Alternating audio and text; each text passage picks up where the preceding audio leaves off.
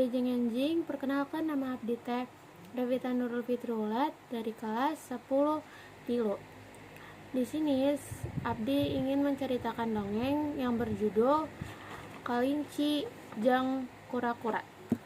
Di hiji leuweung aya dua sasatoan nu beda pisan, kura-kura jeung kalinci. Kalinci teh sombong sabab manehna gancang lumpat, sedangkan kura-kura teh lempengna lalauna tapi henteu gampang nyerah. Hiji waktu kelinci ngahina kura-kura. Ceuk kelinci, "Kumaha atuh kura-kura? Lempeng oge lelet pisan gitu. Anjeunna mah moal bisa ngalahkeun abdi dina balapan." Kura-kura henteu ambek tapi ngajawab mah kalem. Ulah kitu kalinci, sananjan abdi lelet tapi abdi henteu pernah nyerah. "Hayu urang balapan rek."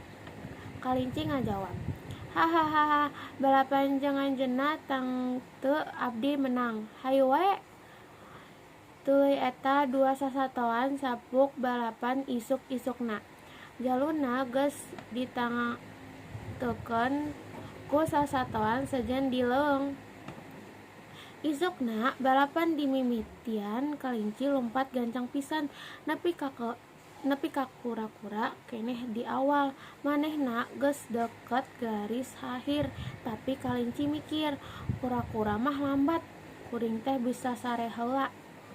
Kalinci tuluy sare di sisi jalan. Samestawis eta kura-kura terus lempeng sananjan lalauna tapi henteu eureun. Akhirna kura-kura ngahontal garis akhir heula. Nalika kelinci hudang tina sarena, manehna kaget ningali kura-kura geus menang. Pesan moralna, teu kudu gancang asal tekun jeung henteu nyerah, pasti bisa ngahontal tujuan. Itu dari cerita abdi. Mohon maaf bila ada salah kata. Wassalamualaikum warahmatullahi wabarakatuh.